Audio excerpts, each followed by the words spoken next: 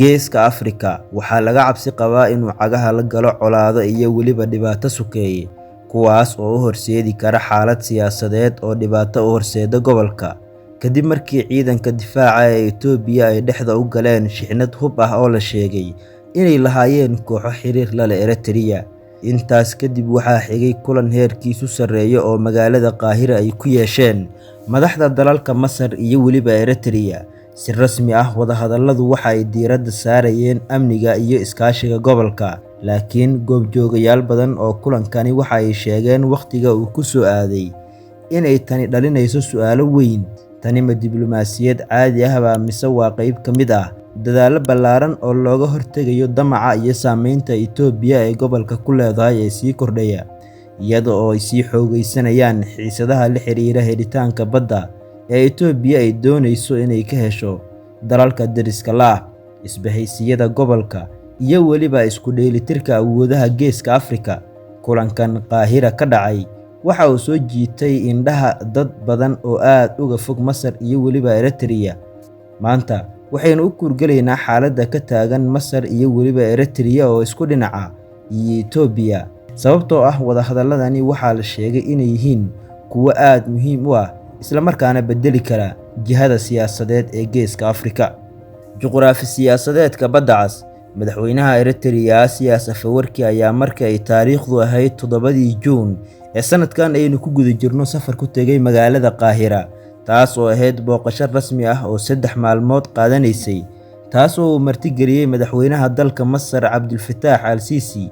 Labada hogaamiye waxa ay ka wada hadleen iskaashiga dhaqaale ee labada dhinac, amniga Geeska Afrika, xasiloonida Badda Cas, iyo weliba isbedelada Bariga Afrika. Goobjoogayaasha kulanku waxa ay sheegeen Itoobiya waxa ay u arkaan kulankan tilaabo kale oo loo qaaday dhanka qoto dheeraynta isbahaysiga u dhexeeya Qaahira iyo Asmara, iyada oo loogu talagalay in la go'doomiyo Addis Ababa lagana hor istaago raadinta badda ay doonayso in Itoobiya ay hesho.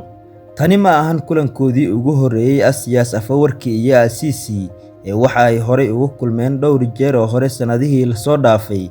Afwerki waxa uu booqasho shaqo oo 5 maalmood ah ku tegay Masar bishii Oktoobar ee sanadkiina dhaafay, isaga oo ka qayb galayay furitaanka madxafka weyn ee dalka Masar.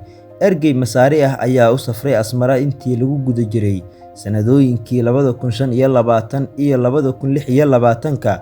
Wasiirada arrimaha dibaddana badanaa waxa ay yeesheen wadahadallo joogto ah, hanaankuna waa mid cad oo joogto ah, taas oo sii qoto dheeraynaysa xiriirka ka dhexeeya Masar iyo weliba Eritrea.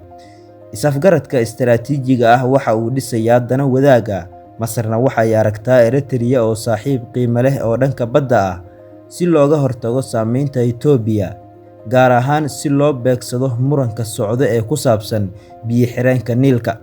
Eritrea dhankeeda waxa ay raadinaysaa taageero siyaasadeed iyo mid diblomaasiyadeed, taas oo ay doonayso inay Masar ka hesho si ay uga hortagto deriskeeda, isla markaana tallaabooyinka Itoobiya ay qayb ka mid ah u burburiso.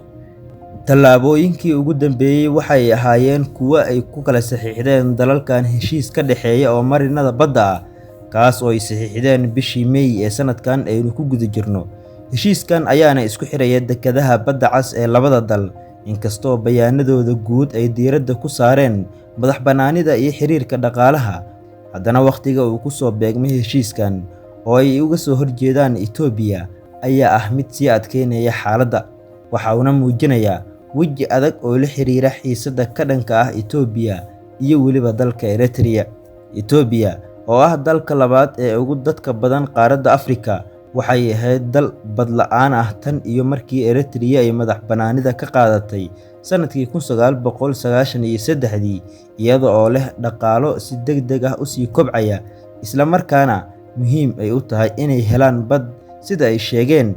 Haddana waa mid ay ku hungoobayaan tallaabooyinka ay qaadayaan oo ay ku raadinayaan Badda Cas. Haddana Itoobiya uma muuqato mid hanaan sax ah ku raadinayso marinka badda, waxayna u muuqataa mid ku hungoobi doonto helitaanka Badda Cas oo ay ka raadinayso dalalka deriska la ah. Hogaamiyayaasha Itoobiya waxa ay raaceen heshiisyo diblomaasiyadeed iyo fursado horumarineed oo dhanka dekedaha ah si ay u helaan Badda Cas oo ay baahi weyn u qabaan. haddana hantidooda iyo himilooyinkoodu waxay u muuqdaan in ay halis ku yihiin xaaladda hadda taagan. Awoodda Masar ee gobolka waa mid sii xoogaysanayso.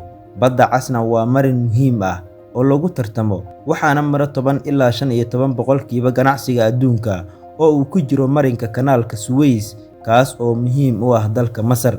Ma jiro hal talis oo si weyn u xukuma marinkan. Dowladaha xeebta leh sida Masar, Sacuudi Carabiya, Yemen, Eritrea, Soomaaliya iyo Djibouti waxay wadaagaan xeebta, halka quwadaha caalamiga ah ay si weyn u korjoogteeyaan marinkan dhaqdhaqaaqiisa. Mareykanka ayaa xarumo ku leh kana howlgeliyay Djibouti. Shiinaha ayaa saldhiggii ugu weynaa ee dibadda ku yeeshay dalka Djibouti. Faransiiska, Jabaan, Talyaaniga iyo kuwo kalena waxa ay ku leeyihiin fadhiyo muhiim u ah ciidamadooda halkaasi ku sugan. Imaaraadka Carabta waxa uu sidoo kale saldhigyo ku leeyahay Somaliland, iyada oo markaasi uu qayb weyn ka qaadanaya isbedelada ku soo kordhaya gobolka, hadday ahaadeen kuwo colaado iyo weliba kuwo dhaqaale. Mowqifka kulamadii 2026 ay yeesheen Al-Sisi iyo weliba Afwerki waxay u muuqdaan kulamo si qoto dheer loogu horumarinayo iskaashiga labada dal ee muhiimka u ah ee labadooduba ay dhacaan Badda Cas, sidoo kalena lagu go'doominayo dalka Itoobiya. Fadlan daawade, haddii halkan la soo gaartay channelka subscribe isla markaana ka mid noqo saaxiibadeen ugu xiran, waxaynu halkan ku soo gudbin doonaa sheekooyin iyo muuqaallo xiiso badan.